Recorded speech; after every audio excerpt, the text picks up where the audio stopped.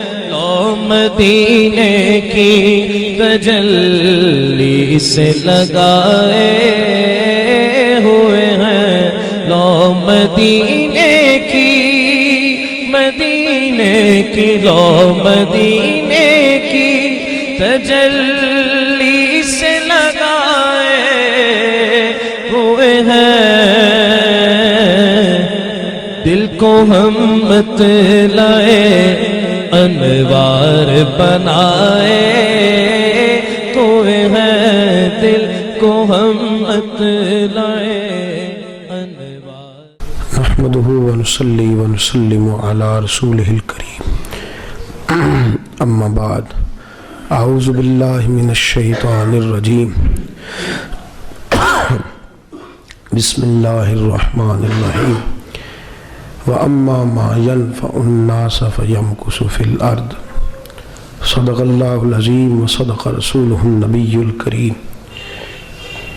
ان اللہ وملائکتہ یصلون علی النبی یا ایہا الذین آمنوا صلوا علیہ وسلموا تسلیما۔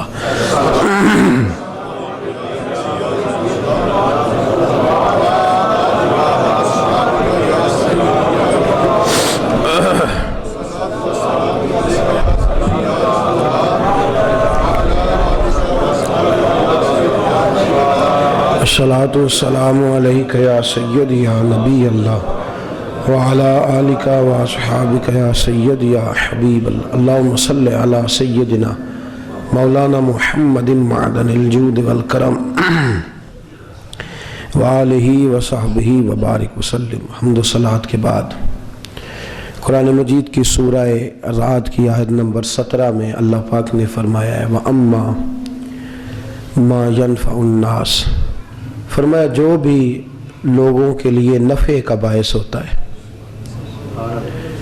جو بھی لوگوں کے لیے فائدہ مند ہوتا ہے، وہ کوئی شے بھی ہو، وہ انسان ہو، جو بھی لوگوں کے لیے باعث نفع بنتا ہے، فَيَمْكُثُ فِي الْأَرْضِ، اللہ فرماتے ہیں وہ زمین میں ہمیشہ باقی رہتا ہے۔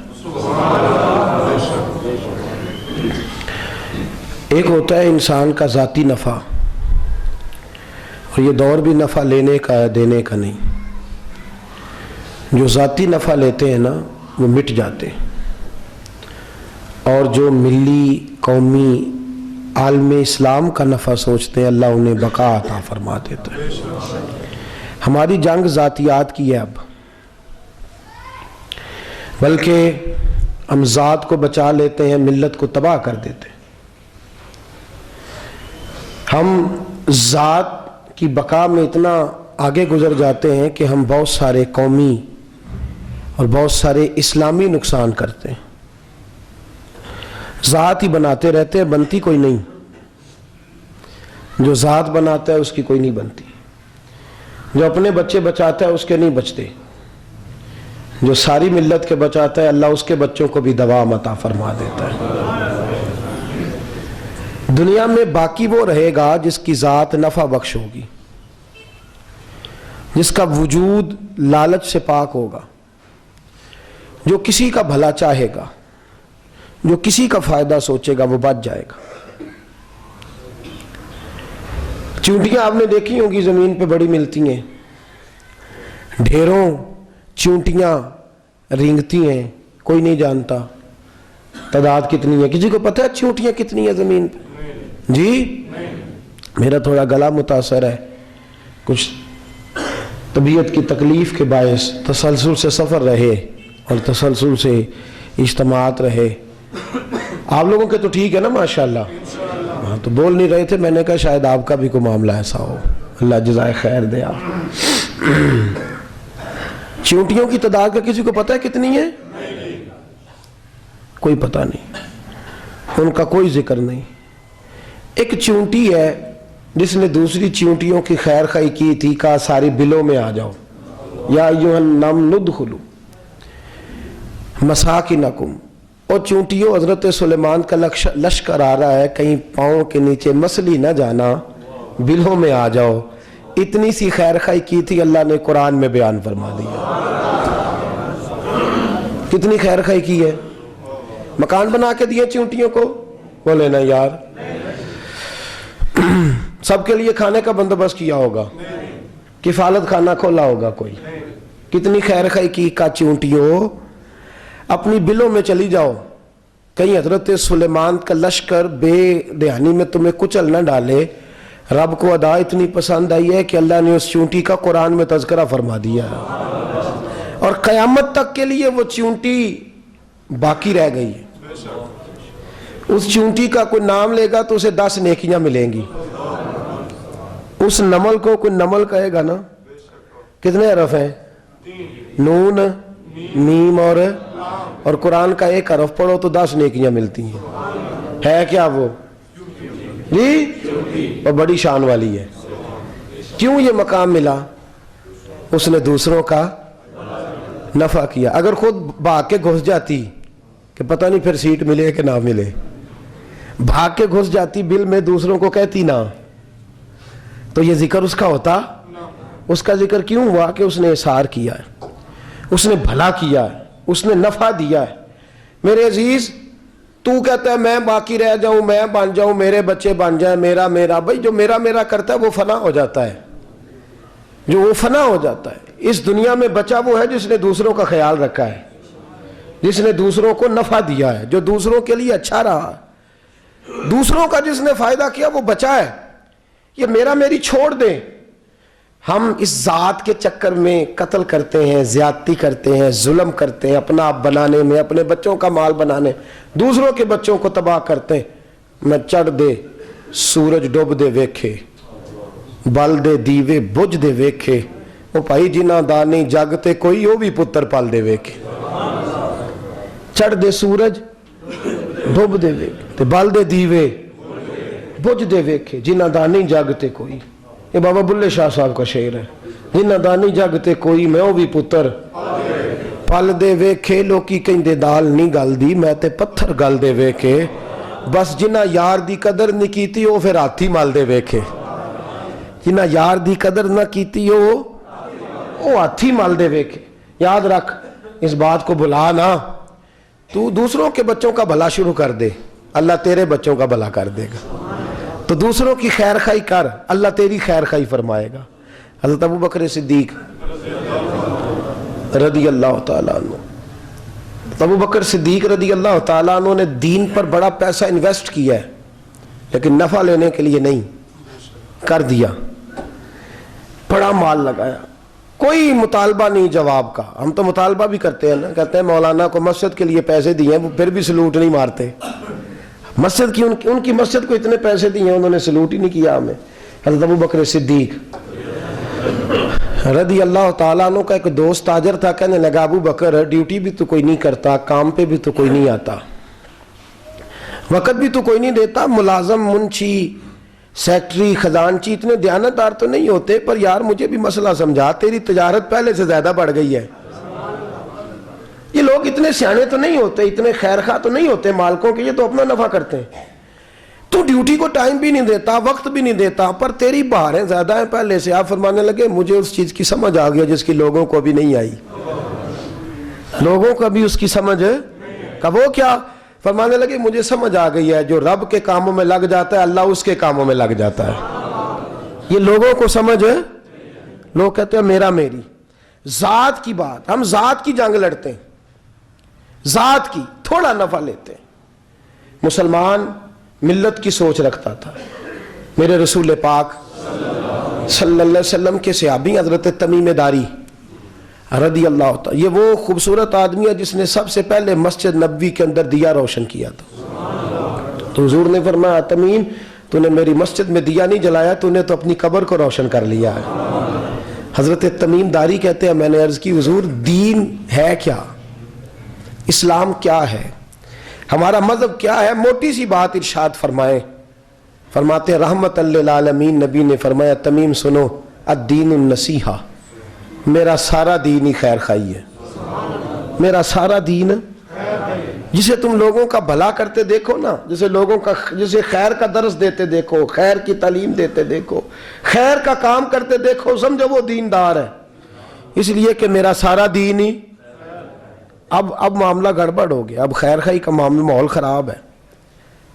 اب ماحول، اقبال نے کہا تھا نا، محبت کا وہ جنوں باقی نہیں ہے، وہ دل وہ آرزو باقی نہیں ہے، نماز روزہ قربانی حج یہ سب باقی ہیں، تو باقی نہیں.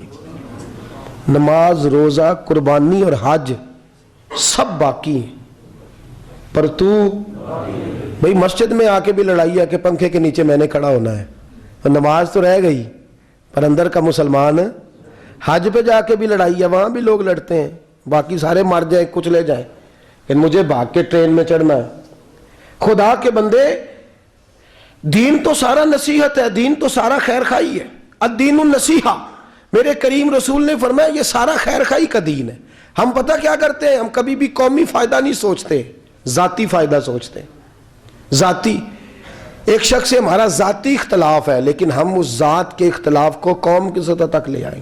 ایک مولانا صاحب کے ساتھ لوگوں کا پیار ہے، لوگ جا کے ان سے دین کی بات پوچھتے ہیں، سنتے ہیں، مانتے ہیں. ہمارا ذاتی اختلاف ہے کہ وہ مولوی ہماری کیوں نہیں سنتا، ہم لوگوں کو اس کے خلاف بھڑکانا شروع کر دیتے ہیں. اختلاف کیا ہوتا ہے؟ ذاتی. ہاں یہ میں آپ کو دیانتداری سے بات، ہم اپنے ذاتی یہ نہیں دیکھتے کہ یہ وہاں نوجوان جائے گا، یہ آدمی وہاں جائے گا، اس کی دینی تربیت ہوگی. ہم اپنی ذات کا جھگڑا لے کے بیٹھ جاتے ہیں، جی مینوں ہس کے نہیں بولیا میرے نال، مینوں نے، او خدا کے بندے، ہو سکتا ہے بیچارہ گھر سے پریشان نکلا ہو سکتا ہے کسی آزمائش کا شکار ہو. اور یہ جھگڑا سب جگہ ہے. سیاستدانوں نے لوگوں کو ذاتیات کے جھگڑوں میں الجھایا ہے. نوجوان بکھر کے رہ گئے، پتہ ہی کون نہیں سچا کون ہے جھوٹا کون ہے. تاجروں نے الجھایا ہے، اس کا مال غلط ہے، اس کا غلط صحیح کی اتنی کھینچا تانی ہوئی ہے کہ نہ غلط کا پتہ ہے کہاں ہے، نہ صحیح کا پتہ ہے کہاں. اور یہ ناراض نہ ہوں تو یہ ماحول اب دیندار طبقے میں بھی آ گیا ہے. یہ ماحول دیندار، حضرت سلطان باؤ رحمت اللہ علیہ نے فرمایا، مذہباں دے دروازے اچے، راہ فقر دا موری ہو، عالم فاضل لنگن نہیں دیندے، جو لنگے ہے سو چوری ہو. اب یہاں بھی لوگ یہاں بھی دیکھتے ہیں کہ اس نے میری تعریف ہی نہیں کری، آئندہ سے اس کو جلسے میں نہیں بلانا، اس مولانا کو نہیں بلانا، یہ تو ہماری تعریف. اور بہت سارے ایسے لوگ ہیں، بہت سارے جگہ پہ میں گیا تو وہ کہنے لگے جناب ہمارے یہ لسٹ ہے لوگوں کی، ان کے آپ نے نام لینے ہیں تقریر میں. مجھے پرچی پر کارڈ کے پیچھے لکھ کے دیا نام لینے ہیں. تو میں نے کہا کیوں، میں کیوں نام لوں؟ کہنے لگے جی محفل کرا رہے ہیں. تو میں نے کہا کرا رہے ہیں تو جس رب رسول کے کرا رہے ہیں انہیں پتہ ہے کس کے لیے کرا رہے ہیں، جی آپ نام لیں. میں نے کہا میں تو کنجوس ہوں تعریف کے معاملے میں کنجوس ہوں، میں تو جس کی کرنی چاہیے اس کی بھی تھوڑی کرتا ہوں، تو ان کی تو کرنی بھی نہیں چاہیے، یاد رکھیں. اور بہت سارے لوگ آنا جانا چھوڑ گئے، کہنے لگے وہ پروٹوکول نہیں دیتے. تو ہم نے کہا بھائی سامنے لوڈ کی تخت ہزارے دی تے نالے غرض کی شہر ببول دے نال، اسی اپنی بال کے سیکنے ہاں، سانو کی لگے کسی اور دے نال. کوئی غرض نہیں، کوئی غرض نہیں، کوئی حاجت نہیں. ٹھیک ہے پروٹوکول دیں گے اس کو جس کا تعلق رسول پاک سے جڑا ہوا ہو صلی اللہ ہو، یہ کوئی ضرورت نہیں. تو یاد رکھیں ہم ذاتیات کے جھگڑے میں الجھے ہوئے. میری ہمارے ہاں ایک میرے پاس ایک معاملہ آیا، خطیب صاحب کا اور صدر صاحب کا جھگڑا تھا. مولانا مدرسہ بھی چلا رہے تھے، سب کچھ ہو رہا، جھگڑا ذاتی تھا. تو میں نے صدر سے ریکویسٹ کی، میں نے کہا تیرا ذات کا جھگڑا ہے اور تو اس شخص کو چھٹی کرائے گا نا تو بڑے ڈھیروں بچوں کا نقصان ہوگا، بڑے مسائل ہوگے، لیکن ہم ذات کا جھگڑا چھوڑنے کو تیار نہیں. بانی میری بات انہوں نے مولانا سے بھی میں نے کہا ایک چھوٹی سی بات ہے، آپ بھی وہ چھوڑ دیں، چلو آپ حق پہ ہی ہیں پھر بھی چھوڑ دیں، بات کو سلجھنے دیں. لیکن ہوتا ہے نا جی، پھر میں اتنا بعمل بھی نہیں تھا کہ میری بات ان پہ اثر کرتی. اللہ خیر فرمائے، ہم ذاتیات کا جھگڑا چھوڑنے کو تیار نہیں. ٹیچر حضرات اور ہر جگہ کے ٹیچر، مدرسے کا ہو یا سکول کا ہو، اللہ ماشاءاللہ بچوں کو ہم نے اپنے ساتھ سیٹ کرنا ہے. وہ ادارے سے بدگمان ہو جائے تو ہو جائے. ایک ٹیچر کچھ بچوں کو لے کے چلے گئے ایک جگہ پہ، ایک مدرسے سے 3-4 بچوں کو لے کے اڑے، ایسا ذہن بنایا کہ میرے ساتھ آ کے پڑھو. اب وہ جا کے کہاں پڑھیں گے دور علاقے میں، وہاں بچے بکھر گئے، نہ ادھر کے رہے نہ ادھر کے رہے. میں نے ان سے کہا، میں نے کہا کتنا ظلم ہوا. مدرسے کے محتمم کو چاہیے تھا وہ آپ کے ساتھ سلوک کر لیتا، آپ کو بھی چاہیے تھا پیار کرتے. جھگڑا آپ دونوں کا ذاتی تھا لیکن نقصان قومی ہوا ہے. وہ جو عالم بن رہے تھے وہ رہ گئے، جو حافظ بن رہے تھے وہ، نقصان کس کا ہوا ہے؟ بولیے ملت کا. نقصان کس کا ہوا؟ ملت اسلامیہ کا نقصان. ہماری جو ذات ہوتی ہے نا وہ اتنی آڑے آتی ہے کہ ملت کا ہم نقصان کرتے ہیں. ملت اسلامیہ کا نقصان. میرے دوستو سڑک بن رہی ہے, زمانہ گزرے گا نا. ایک ٹھیکیدار نے ذاتی فائدہ کیا ہے, نے سیمنٹ تھوڑا ڈالا ہے, وہ فائدہ کس کا ہے؟ صرف اس کا. اور وہاں کھڈا بنے گا, ایکسیڈنٹ ہوں گے, لوگ مریں گے, اس کو اس بات سے غرض ہے, اس کو ذات سے غرض. اللہ تبارک و تعالیٰ معاف کرے, ظلم کی حد یہ ہے. اقبال نے کہا جنہیں آتا نہیں دنیا میں کوئی فن تم ہو, ارے بیچ کھاتے ہیں جو بزرگوں کا کفن تم ہو. لوگ جعلی دوائیاں بیچنے لگے, فائدہ ایک شخص کا, لیکن اسے یہ نہیں پتا کہ میں زہر دے رہا ہوں اور کتنے لوگ اس زہر سے مر رہے. اس نے ذات بچائی ہے لیکن لوگوں کو اس نے تباہ کر دیا ہے. ذات نہ بچا, ذاتے اگر میرے محبوب کے صحابہ ذاتے بچاتے, تو امن سے جا کے طواف کعبہ کرتا ہے, تو امن سے جا کے مسجد نبی میں نماز پڑھتا ہے, وہ بھی ذات بچاتے, وہ بدر میں شہید ہوئے تو تیرے لیے امن کا پیغام دے گئے. لوگوں کو تو نام بھی یاد نہیں ہوں گے ان کے. وہ اگر ذاتیں بچاتے تو آج مکہ مدینہ آزاد, کفر سے چھٹکارا حاصل, وہ جانے دے گئے. وہ اگر ذات کا سوچتے, کہتے ہم نے یہاں رہنا ہے, کوئی ملی فائدہ نہیں ہم کرتے. ملی توجہ ہے آپ کی میری بات پہ؟ یہ ہمارے ہاں لوگ محفلیں کراتے ہیں نا, تو محفل پہ 2 لاکھ لگائیں گے, لیکن اسی کو کہا جائے نا کہ بھائی طلباء ہیں مدرسے کے, ان بیچاروں کے پاس کپڑے بھی نہیں موٹے, گرمی سردی کا لباس بھی نہیں, لیکن وہ جو 2 لاکھ ہے وہ ویڈیو میں آ رہا ہے نا, ایسے ایسے پیسے چھلک رہے ہیں. تو یہ جو مٹھی میں طالب علم کی خدمت ہوگی یہ ویڈیو میں تھوڑی آنی ہے. تو لہذا اس طرف توجہ, غلط جگہ پہ ہم نے ملی نقصان کیا ہے. نعت خان اللہ تعالیٰ معاف فرمائے, اچھے لوگ بھی ہیں لیکن جعلی نعت خان, اور بلکہ میں کہتا ہوں نعت خان نہیں, نعت کا خون کرنے والے, نعت خون.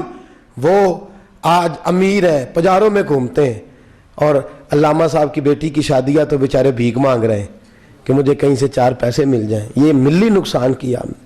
یہ لوگ پل گئے اور پورا مافیا بن گیا. ملکوں میں جاتے ہیں, دورے کرتے ہیں, سفر ہوتے ہیں, اس لیے کہ وہاں یہ سارے تماشے. یہی حال پیروں کا ہے. اللہ تبارک و تعالیٰ معاف کرے, مریدوں کی کھینچا تانی ہے, تربیت کا تو معاملہ ہی کوئی نہیں. ادھر نہ جانا, ادھر نہ آنا, فلان نہ کرنا, چکر چلایا ہوا ہے. دیندار طبقے کی مخالفت ہوتی ہے, کہتے ہیں مولویوں کے پاس نہ جانا, وہاں گئے تو تمہیں نماز پڑھا دیں گے, یہیں رہو, ہم تو ڈوبیں گے صنم, تم کو بھی لے ڈوبیں گے. تماشے لگ گئے. ذاتی لوگوں نے نفع کیا ہے اور ملی نقصان کیا ہے, اور یہی حال کھینچا تانی کا ہوا ہے. اس طرف آؤ, ادھر نہ جاؤ, اس بھاگم بھاگ میں لوگ پریشان ہیں. لاہور کے 2 بزرگ تھے, خواجہ بلاول قادری اور میاں میر قادری رحمت اللہ تعالی علیہ. دونوں بزرگ. اورنگزیب عالمگیر کا زمانہ. اورنگزیب گیا میاں میر کے پاس, کہنے لگا حضرت جی نذرانہ دینا ہے. فرمانے لگے میں یہ کام نہیں کرتا, مجھے نہیں حاجت. چلو بڑا خوش ہوا. کچھ دنوں کے بعد خواجہ بلاول سے ملاقات ہوئی, کہا حضور نذرانہ دینا, انہوں نے قبول کر لیا. اب بادشاہ ہوتے ہیں نا, یہ لوگ لڑاتے ہیں لوگوں کو آپس میں. اکثر میں نے دیکھا ہے یہ بڑا طبقہ جو ہوتا ہے چھوٹوں کو لڑاتا ہے اور حکومت کرتا ہے. ٹھیک بات کر رہا ہوں؟ توجہ ہے میری بات پر؟ میں نے کہا میرا کچھ گلا متاثر ہے, اللہ کرے کہ آپ لوگ میری بات کا جواب دینے لگ جائیں. آمین تو کہہ دیں. بڑا طبقہ لڑاتا ہے. تو وہ اورنگزیب عالمگیر نذرانہ دیا, حضرت میاں میر نے لیا نہیں, خواجہ بلاول نے لے لیا. تو جناب میاں میر سے ملاقات ہوئی. خواجہ بلاول سے پہلے کہنے لگا حضرت جی میاں میر نے تو نہیں لیے پیسے, آپ نے لے لیے. بابا جی چاہتے تو کہہ دیتے, وہ تیرا منہ رکھنے کو نہیں لیے, ویسے لے ہی لیتا ہے, تیری بارگاہ میں سمارٹ بننا چاہتا تھا تیرے سامنے, اس لیے نہیں لیے. انہوں نے کیا کہا, خواجہ بلاول رحمت اللہ علیہ سے کہنے لگے انہوں نے نذرانہ نہیں لیا, آپ نے لے لیا ہے. تو فرمانے لگے اس نے ساری دنیا داری چھوڑ دی ہے, میں ابھی تھوڑی تھوڑی کرتا ہوں. اس نے ساری دنیا داری چھوڑ دی ہے, میں ابھی تھوڑی تھوڑی. اس سے مال کی محبت دور ہے, وہ فقیری کے اعلیٰ مزاج میں آر پہ فائدہ ہے, تو میں ابھی تھوڑی تھوڑی کرتا ہوں. میرا ابھی دل کرتا ہے کبھی کبھی گوشت کھانے کو, اس لیے میں نذرانہ وہ نہیں لیتا. بادشاہ بڑا حیران ہوا. کچھ دنوں کے بعد حضرت میاں میر سے ملاقات ہو گئی. تو میاں میر سے کہنے لگا حضور ایک سوال پوچھنا تھا. وہ کیا؟ کہا جناب آپ نے نذرانہ نہیں لیا لیکن خواجہ بلاول نے لے لیا ہے. وہ چاہتے تو کہہ دیتے وہ دنیا دار پیر ہے, وہ لے ہی لیتا ہے, میں نہیں لیتا. کہا آپ نے نہیں لیا, خواجہ بلاول نے لے لیا. تو وہ کہنے لگے وہ فقیری کا سمندر ہے اور میں چھوٹی سی ندی ہوں. وہ فقیری کا, میں چھوٹی سی ہر مشکل دی کنجی یارو ہاتھ مرداں دے آئی اے مرد نظر کرے جس ویلے مشکل رہے نہ کائی کہا وہ سمندر ہے میں ندی ہوں ندی میں تھوڑی سی مٹی ڈلے تو نظر آتی ہے سمندر میں ڈال جائے تو نظر نہیں آتی کہنے لگے وہ سمندر ہے تھوڑے بہت پیسے مل بھی جائیں تو اس کو فرق نہیں پڑتا میں ذرا ندی ہوں میں پریشان ہو جاتا ہوں اس لیے میں اور پھر اگلے جملے کہنے لگے میں ذات کا آدمی ہوں وہ ملت کا آدمی ہے کیا مطلب کہنے لگے میں یہاں حجرے میں مست رہتا ہوں وہ تبلیغ کرتا ہے اس نے مدرسہ قائم کیا ہے اس کے پاس طلباء ہے مہمان ہے وہ لوگوں کو کھلاتا پلاتا ہے مہمان نوازی کرتا ہے اس کو ضرورت رہتی ہے کیا دیا تھا کہ حضرت جی 500 اشرفیاں کہنے لگے تھوڑے دیے آج کے بعد خواجہ بلاول سے ملاقات ہو تو بادشاہ زیادہ دینا اور اگلے بات کہنے لگے تو ایک فقیر کو لگائے گا تو اس کو ذاتی طور پہ فائدہ ہوگا مجھے دے گا تو ذاتی طور پہ خواجہ بلاول کی خدمت کرے گا تو دین کے ادارے بنیں گے ملت اسلامیہ کا نفع ہوگا وہاں سے دین کے نوکر بنیں گے فرمایا باقی کام چھوڑ دے قومی فائدہ کر اس شخص کو بے نیاز کر دے بادشاہ کہتا ہے میری آنکھوں میں آنسو آ گئے میاں میر کہنے لگے تو رو کیوں رہا ہے میں نے کہا سمجھ آ گئی ہے کہ محمد عربی کے غلاموں کا یہی انداز ہوا کرتا ہے صلی اللہ رسول اللہ کے نوکروں کا انداز یہی ہوتا ہے یہی طور طریقے ان کی سوچ ذاتی ملی سوچ یہاں نوکریاں مرید کرتے رہتے ہیں سجادگیاں بیٹے لیتے رہتے ہیں سوچ ذاتی ہے نا ہماری ذاتی سوچ ہے ایک پیر صاحب میرے دوست تھے ان کا انتقال ہو گیا تو مجھے بلایا گیا سجادہ نشینی کے لیے جو بزم سجی مجھے بھی کہا گیا دستار میں آپ نے شریک ہونا ہے تو میں نے کہا نہیں میں نہیں مانوں گا اس کو دستار محبت کا سلسلہ تھا میری وہاں بات سنی جاتی تھی تو میں نے کر لی ہر جگہ تو سنی بھی نہیں نہ جاتی نہ ہم کر سکتے ہیں تو میں نے کہا جناب میں نہیں باندھتا کہا وجہ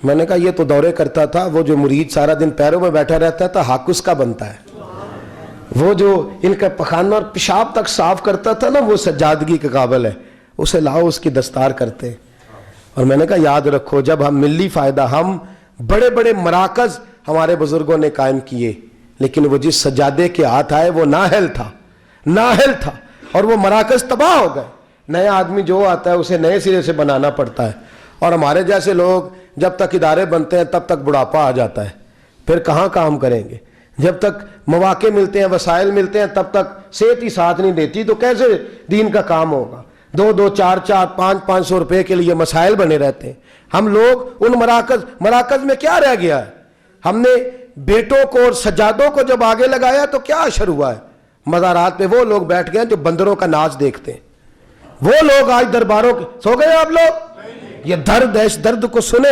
خوگر حمد سے تھوڑا سا گلا بھی سن لے آج بڑے بڑے آستانوں پہ شیر پالنے والے کتے رکھنے والے بیٹھے ہیں اس لیے کہ ہم نے سوچ کبھی بھی ملی حضرت ابو بکر صدیق سب بولیے جو ابھی تک نہیں بولے وہ بھی کہیے رضی اللہ تعالی کیا خوبصورت میرے محبوب کے صحابہ ہیں وقت وصال آیا ہے اپنا بیٹا سیانا ہے سمجھدار ہے حضرت محمد بن ابو بکر پڑھے لکھے دیانتدار نیک صحابی رسول ہیں لوگ حضرت ابو بکر صدیق کے پاس آئے کہنے لگے خلیفہ کون بنے گا آپ کے پاس کہا میرے بعد خطاب کا بیٹا عمر بنے گا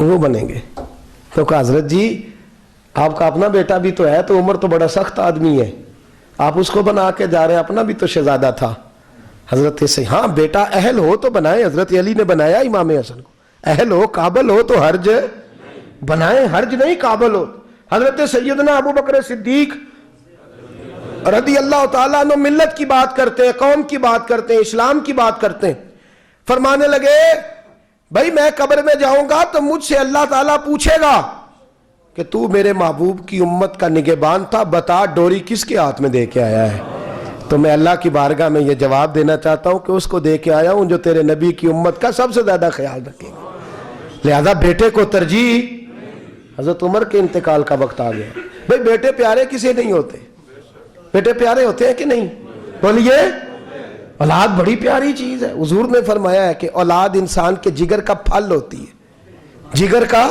میری طرف دیکھیے اولاد جگر کا پھل ہوتی ہے جگر کا اولاد کسے نہیں پیارے ہوتے حضرت عمر کے بیٹے عبداللہ ابن عمر رضی اللہ تعالی جن کے بارے میں میرے نبی پاک نے فرمایا رجل صالح یہ بڑا صالح مرد ہے हुजूर ने गवाही दी कि उमर का बेटा बड़ा राजुल साले मर्द है, मर्द कहा हुजूर ने और साले कहा। हजरत उमर फारूक का बेट एक बहुत बड़े मुफ्ती थे। फतवा शरी ये है कि जब औरत को दिन आए हो, तोहर आया हो, तो उसको तलाक नहीं देनी चाहिए, पाक होने का इंतजार करना चाहिए। एक दफा हजरत अब्दुल्ला इब्ने उमर को बड़ा गुस्सा था, बीवी ने कोई ऐसी बात कर दी तो अय्याम में तोहर में हैज के दिनों में तलाक दे दी। हजरत अब्दुल्ला इब्ने उमर रदी अल्लाह तआला अन्हु ने ये काम किया। हजरत फारूक आजम का वक्त विसाल आया, लोग आए, हजरत उमर फारूक ने बुलाया, फरमाया मुझे मशवरा दो, मैं किसको अमीर बनाऊं। 11 बंदे हजरत उमर को मशवरा देते हैं कि अपने बेटे को बना दें। आलम भी है, फाजल भी है, और मुस्तफ़ा ने जिसे नेक कहा है फिर वो बड़ा ही नेक होगा ना, जिसे हुजूर ने नेक कहा। कितने लोगों ने मशवरा दिया? बोलिए। हजरत उमर फारूक रदी अल्लाह तआला उन्होंने फरमाया जो मेरे बेटे का नाम लेते हैं वो उठ के चले जाएं, जो मेरे बेटे का नाम लेते हैं वो निकल जाए, उठ जाए। कहा हुजूर क्या मतलब? फरमाया जिसे अपनी बीवी को तलाक देने का तरीका नहीं आता उसे मुसलमानों का हुक्मरान बना दो, जिसे तलाक नहीं देनी आती वो मुसलमानों का हुक्मरान बन जाए, तबाही करे। खबरदार कोई मेरे बेटे का नाम ना ले। हुजूर फिर किसको बनाएंगे? फरमाया 6 बंदों के नाम देता हूं, अली को बना लो, उस्मान गनी को बना लो, हजरत तलहा को बना लो, हजरत उबैदुल्लाह को बना, हजरत तलहा बिन उबैदुल्लाह को बना लो, हजरत साद बिन नबी वकास को बना लो, हजरत अब्दुर्रहमान इब्न औफ को बना लो, जनाब सईद बिन ज़ैद को बना लो। हजरत उमर से कहा गया हुजूर इन लोगों को आपने चुना है, आपकी रिश्तेदारी है, इनसे दोस्ती है, तल्लक है, वास्ता है? फरमाया नहीं। क्यों चुना है? आपका मेरिट क्या है, किस मेरिट पे चुना है? फरमाया ये वो 6 बंदे हैं जिनसे वक्ते विसाल तक मेरे नबी राजी रहे हैं सल्लल्लाहु अलैहि। तो मेरी कौमी सोच है, मिल्ली बात करता हूं, मिल्लत इस्लामिया की बात करता हूं कि जिनसे मुस्तफ़ा राजी रहे हैं उनका हक बनता है, वो परहेजगार है, वो मुत्तकी है, वो चला सकते हैं कौम को। हमारी सोच जात तक अड़ गई है, जाग के बैठिए, हमारी सोच हमारी जात तक अड़ गई है, उसका नुकसान मिल्लत को उठाना पड़ रहा है, उसका नुकसान कौम को सहना पड़। 2 करोड़ की कोठी बना ली है पर 10,000 रुपया गली में नहीं लगाया। हमने अपनी थड़ी इतनी लंबी चौड़ी बना ली है कि जो भी गुजरता है उसको तकलीफ होती है, लेकिन हमें तो आराम है ना, हमारा तो मोटरसाइकिल अंदर जाता है कि नहीं, हमें क्या लगे। हमने बड़ा करके फट्टा लगाया है, लोग गिरते हैं तो गिरे, हमें इससे क्या गरज।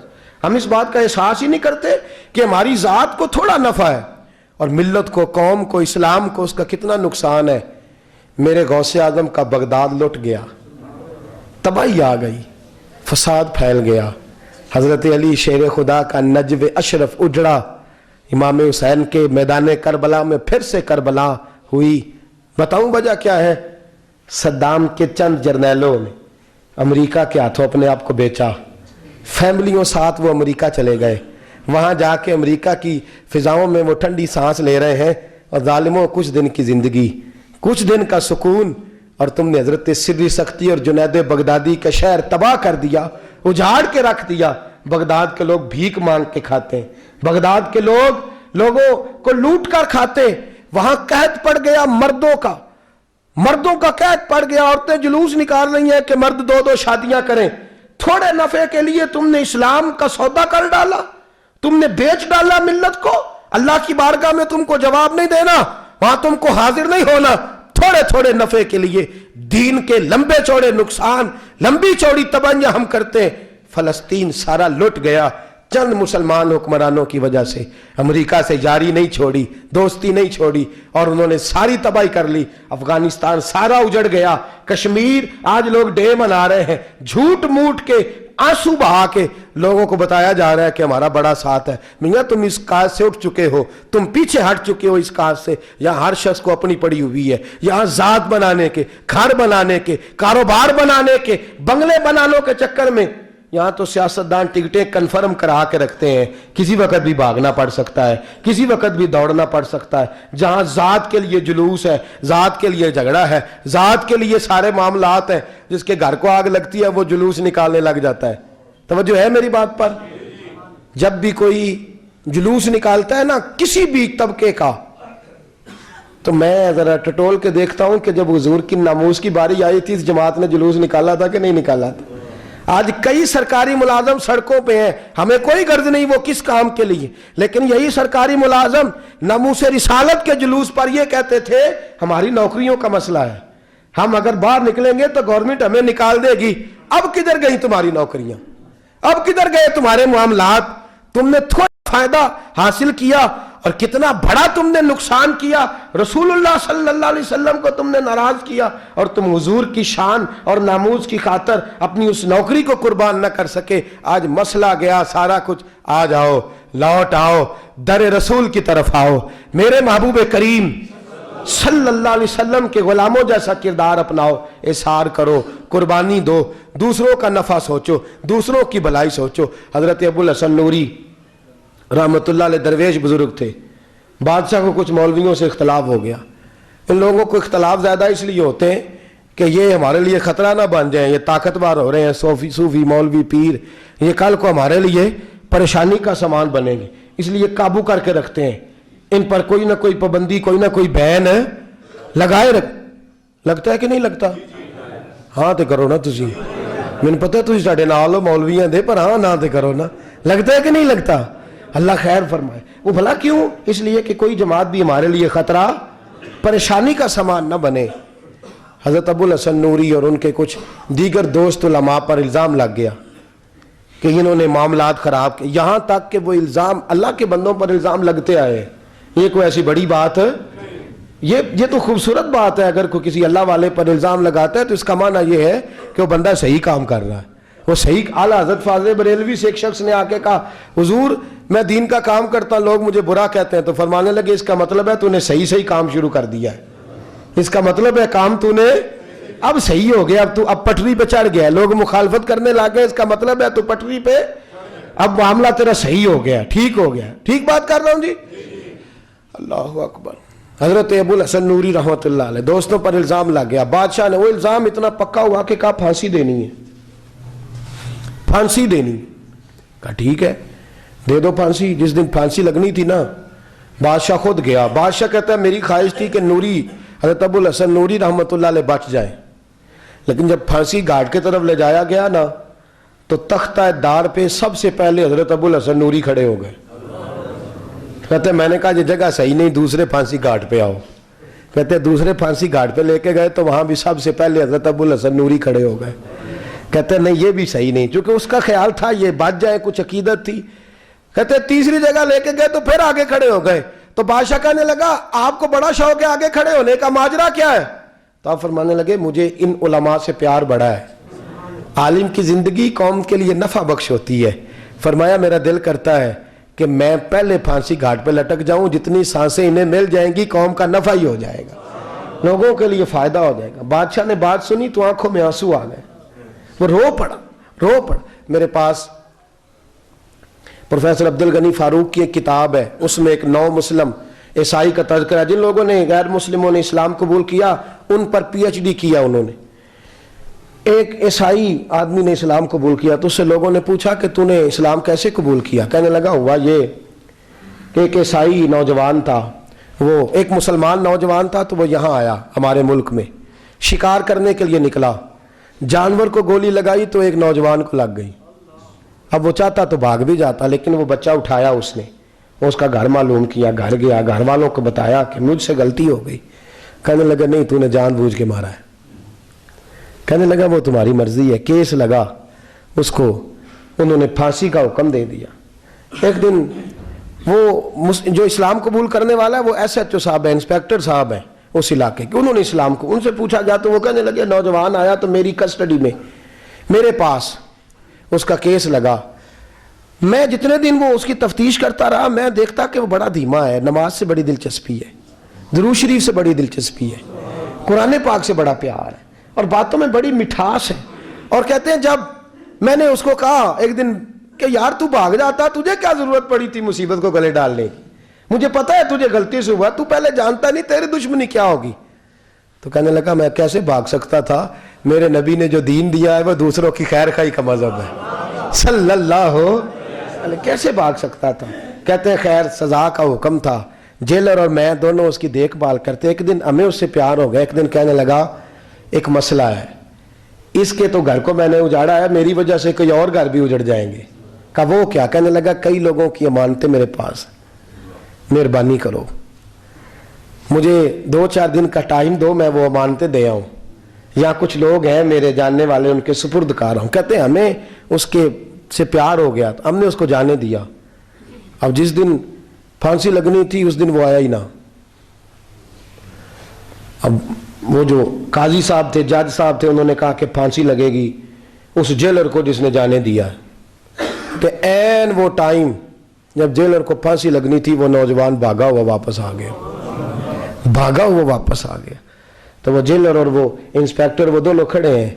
کہا کیوں دیر سے آئے؟ کہنے لگا کشتی میں بیٹھا تھا, اس نے ہجکولے کھائے, لوگ ڈوب گئے, میں بچ گیا. کہا پھر تو کیسے آیا؟ کہنے لگا تیر رہا تھا تو بڑی مشکل سے تیرتے تیرتے سارے رستے اللہ سے دعا مانگتا ہوں, یا اللہ ایک میری وجہ سے پہلے گیا ہے, 2 اور نہیں جانے چاہیے. دعا مانگتا ہوا یہاں تک پہنچا ہوں. انہوں نے کہا یار تو زندگی بچا سکتا تھا, تو نے کیوں نہیں بچائی؟ کہنے لگا میں پہلے ایک کی لے چکا, اب تم دونوں کی بھی لے لیتا. اس نے کہا ہم تو عیسائی ہیں, تو مسلمان ہیں, مر بھی جاتے تو کیا حرج تھا؟ کہنے لگا کیسے مر جاتے؟ میرے نبی نے کہا ہے دین النصیحہ, دین دوسروں کا بھلا کرنے کا نام ہے, دوسروں کا بھلا کرنے کا نام. وہ اب کیا قریب اس نے بات سنائی, اس کو لٹکانے لگے. تو وہ جو جلاد تھا وہ لٹکانے لگا, تو انسپیکٹر کہنے لگا اس کو رہنے دو, مجھے پھانسی دے دو. وہ کہنے لگا نہیں تم ان دونوں کو رہنے دو. جیلر کہنے لگا مجھے پھانسی دے دو. اب جب وہ سب لوگ کھڑے ہیں, پھانسی ہو رہی ہے, لوگوں کی آنکھوں میں آنسو ہیں. جج صاحب بھی کھڑے تھے. جج کہنے لگا تم تینوں چاروں کو رہنے دو, مجھے لٹکا دو اس کی جگہ پہ. لوگ رو رہے, تڑپ رہے. وہ بچے کے والدین بھی کھڑے تھے, وہ سارے کھڑے تھے. وہ جلاد جو پھانسی دیا کرتا ہے, جسے کبھی رحم نہیں آتا, وہ رسی چھوڑ کے پیچھے ہو گیا.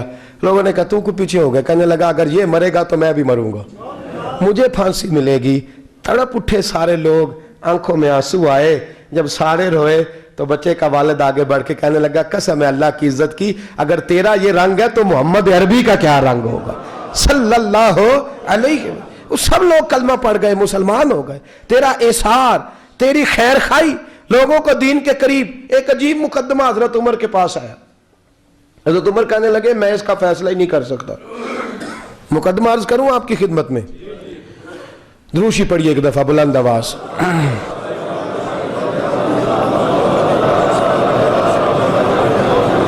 حضرت عمر فاروق رضی اللہ تعالیٰ عنہ کا زمانہ ہے تو کیس آیا. ایک شخص نے 4 ایکڑ زمین بیچی, دوسرے نے خریدی.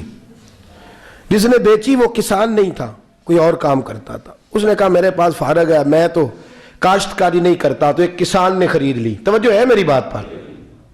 وہ کسان ہل چلا رہا تھا, پہلے دن ہل چلایا تو اس کھیت کے اندر سے خزانہ نکل آیا. کھیت سے خزانہ کس کا ہے یہ جی؟ بھائی جی سڑک لنگ جائے نا, وہ آتا ہے اور میں دینی نہیں, تسی بیانہ واپس لو. اب تو سڑک گزر گئی, مجھے تو پتہ ہی اب چلا ہے کہ یہاں ہاؤسنگ سوسائٹی آنے والی, میں تو نہیں دیتا ہی, رکھ لیں آپ. کیا نکل آیا؟ ہیرے جواہرات چاندی لال نکل آئے. اب اٹھا کے نا وہ شخص نکلا ہے, وہ رکھ لیتا, سنبھال لیتا, کیا ضرورت تھی؟ ویسے بھی لوگ تو پیسے بتاتے ہی نہیں کتنے. اٹھا کے نا وہ خزانہ تو جس نے بیچے تھے اس کے گھر چلا گیا. کہنے لگا میں نے زمین خریدی تھی, خزانہ نہیں خریدا تھا, تیرا ہے, تو لے لے, تیرا ہے, رکھ لے. وہ بھی صحابی رسول ہیں. میرے نبی نے دنیا کی محبت کھینچ ڈالی ہے دلوں سے. وہ کیا کہنے لگے؟ کہنے لگے میں نے تو 4 ایکڑ سے بڑی مشکل جان چھڑائی ہے, تو اب پھر دولت لے کے آ گیا ہے. اس نے کہا یہ تیرا ہے, تو ہی رکھ, میں نے زمین بیچی تھی تو جو اس کے اندر تھا وہ سارا ہی تیرا ہے, بیچ ڈالا تھا. کہنے لگا نا میں نے زمین خریدی ہے, خزانہ نہیں خریدا. وہ کہنے لگا نا بھائی میں نے تو ہر شے بیچ دی ہے, اس میں سے پھل اگے, پھول نکلے, وہ سارے. جاگ رہے آپ لوگ؟ آنکھوں ہے ہی کام جاگرنے والا ہے, یہ ہوتا ہی نہیں.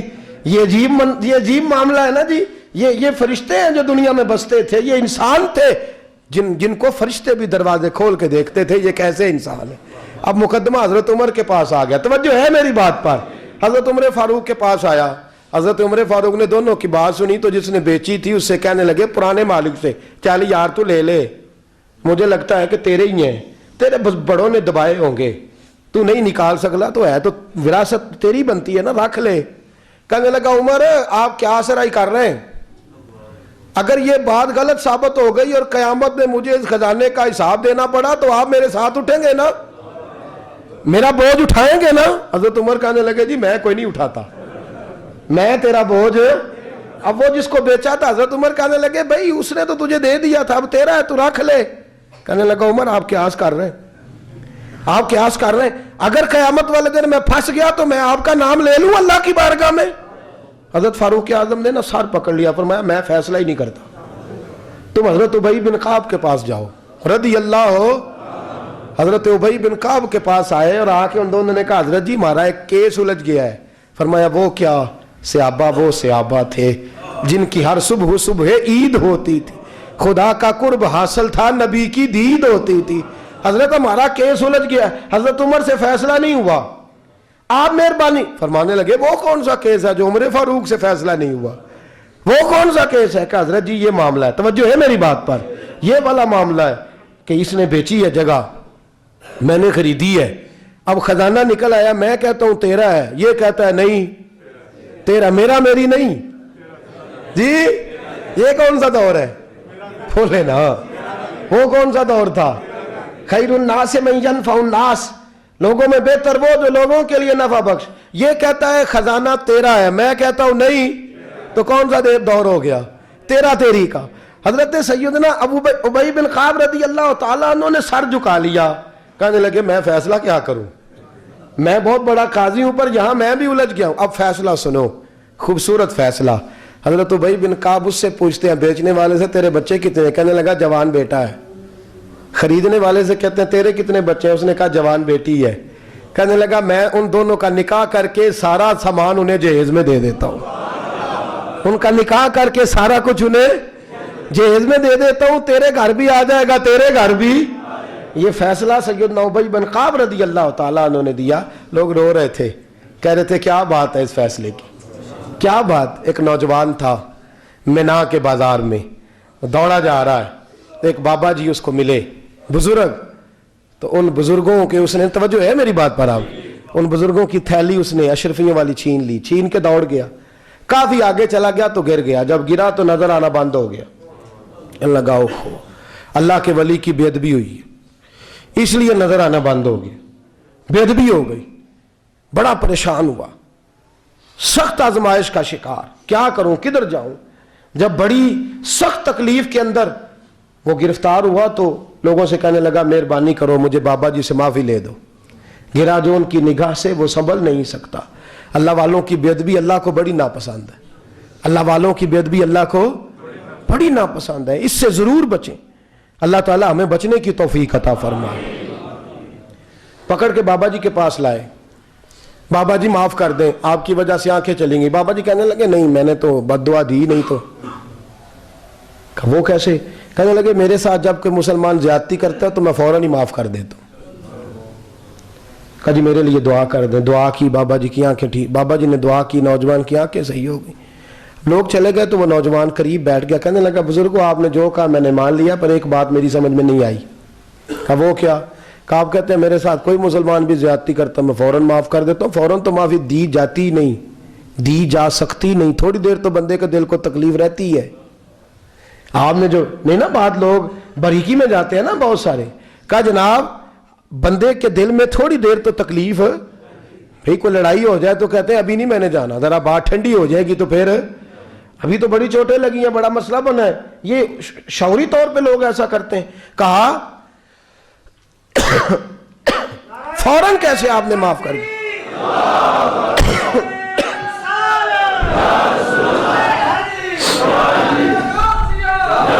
کہا فوراً کیسے معاف کر دیا؟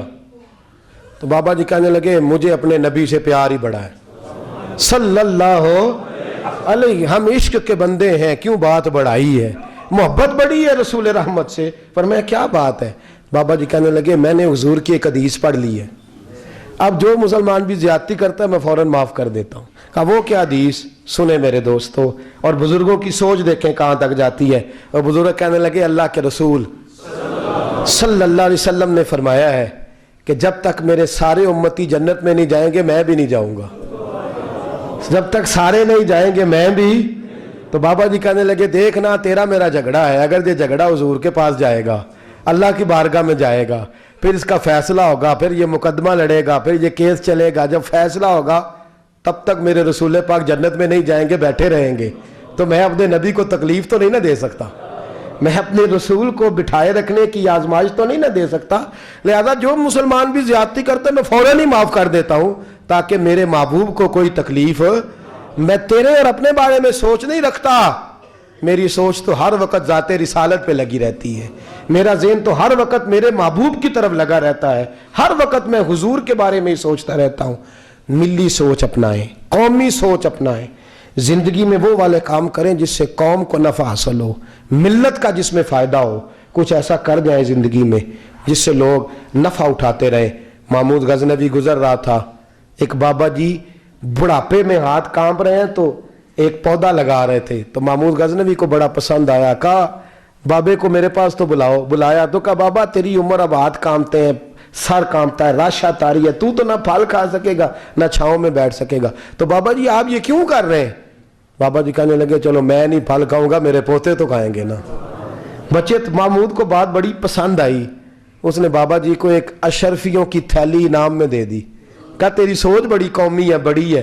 तो बाबा जी मुस्कुरा के कहने लगे बादशाह तू अभी अभी कह रहा था कि ना तू फल खाएगा ना छांव में बैठेगा, अल्लाह ने मुझे फल भी दे दिया है, छांव भी दे दी है, अभी देखे ना अभी मैंने काम किया, नहीं तो अल्लाह ने सारा कुछ पहले दे दिया है। बादशाह और राजी हुआ, उसने एक थैली और दी। तो बाबा जी मुस्कुरा के कहने लगे देख मेरे इखलास में अल्लाह ने कितना फजल किया है, लोगों के बाग में साल में एक दफा फल लगता है, मेरे बाग में 2 दफा लग गया है। तू खैर खाई का ज़हन बना, लोगों के बारे में सोच, कौमी और मिली ज़हन बना, बड़ा ज़हन बना, बड़ी सोच बना, वो वाला काम कर जिससे ज्यादा लोगों को फायदा हो, ज्यादा लोगों का नफा हो, वो वाला काम कर। कौमी मिली मिल्लत इस्लामिया की सोच बना, आलम इस्लाम की बात कर, मुसलमान का भला कर, अपने वतन का भला कर, अपनी मिल्लत के बारे में सोच। जब तू ये काम करेगा तो अल्लाह तुझे वसाइल भी बड़े ही अता फरमाएगा, अल्लाह तबारक व तआला तेरे लिए रहमतों के दरवाजे भी ज्यादा ही खोलेगा। तो फरमाया जमीन में वो कायम रहेगा जो लोगों का भला करेगा, दूसरों के बारे में सोचेगा, वही दुनिया में जिंदा रहते हैं जो लोगों के लिए नफ़ा बख्श बन जाते हैं। जो ज़ात की बात करते हैं वो बड़ी जल्दी फना हो जाते हैं। दूसरों की बात कर, तू हमेशा रहेगा, तू बाकी रहेगा, तू कायम रहेगा, तू हमेशा सुबह क़यामत तक तेरा नाम जपा रहेगा। मेरे आला हज़रत फरमाते हैं बे निशानों का निशान मिटता नहीं, मिटते मिटते भी नाम हो ही जाएगा। हमेशा मिदहत खैरुल अनाम में गुजरे, दुआ है ये उम्र दरूद और सलाम में गुजरे। आखिर दावाना अनिल